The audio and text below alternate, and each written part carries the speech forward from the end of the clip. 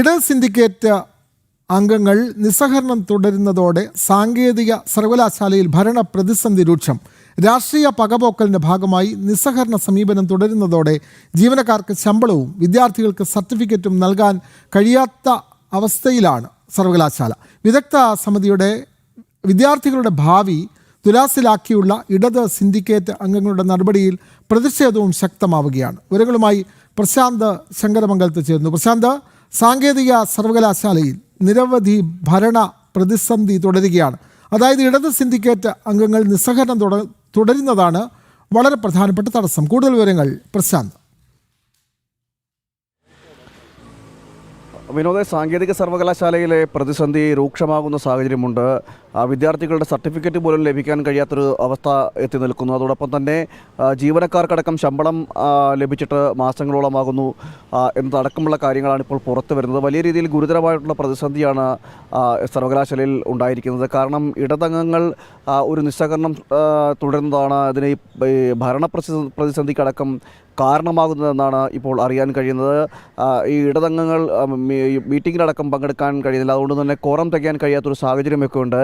ഇതോടുകൂടി ധനവിനിയോഗ ബില്ല് അടക്കം പാസ്സാക്കാൻ കഴിയാത്തൊരു സാഹചര്യവും ഇപ്പോൾ സർവകലാശാലയിൽ നടക്കുന്നു എന്നതടക്കമുള്ള കാര്യങ്ങളാണ് നമുക്ക് മനസ്സിലാക്കാൻ കഴിയുന്നത്. കടുത്ത പ്രതിസന്ധിയാണ് ഉണ്ടാകുന്നത്.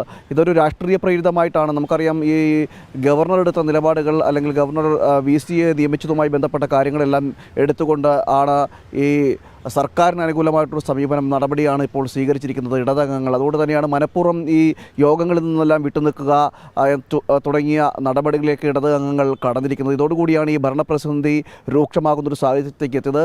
പക്ഷേ ഇതൊക്കെ തുടരുന്ന ഒരു സാഹചര്യത്തിൽ ഈ ഇടതംഗങ്ങളുടെ ഇത്തരം സമീപനങ്ങൾ തുടരുമ്പോഴും അതിൻ്റെ ബുദ്ധിമുട്ട് അനുഭവിക്കുന്നത് വിദ്യാർത്ഥികൾക്ക് അടക്കമുള്ളവർക്കാണ്. മാത്രമല്ല, ധനവിനിയോഗവുമായി ബന്ധപ്പെട്ട നിരവധി ബില്ലുകളടക്കം പാസ്സായി വരേണ്ടതുണ്ട്. ഇതൊന്നും നടക്കാൻ കഴിയാത്തൊരു സാഹചര്യമുണ്ട്.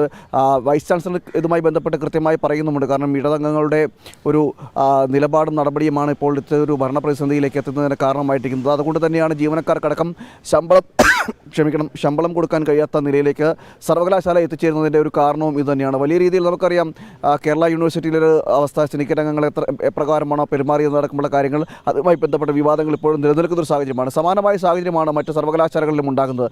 അതുപോലെ തന്നെയാണ് ഇവിടെയും ഈ സർവകലാശാലയിലും ഇത്തരത്തിൽ ഡിജിറ്റൽ സർവകലാശാലയിലും ഇത്തരം സമീപനങ്ങൾ ഉണ്ടാകുന്നത്. എന്തായാലും വലിയ രീതിയിലുള്ള പ്രതിഷേധവും ഇതുമായി ബന്ധപ്പെട്ട ഉയരുന്ന സാഹചര്യമുണ്ട്.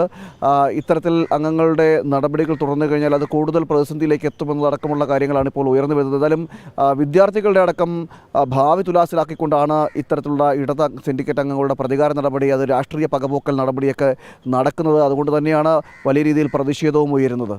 തീർച്ചയായും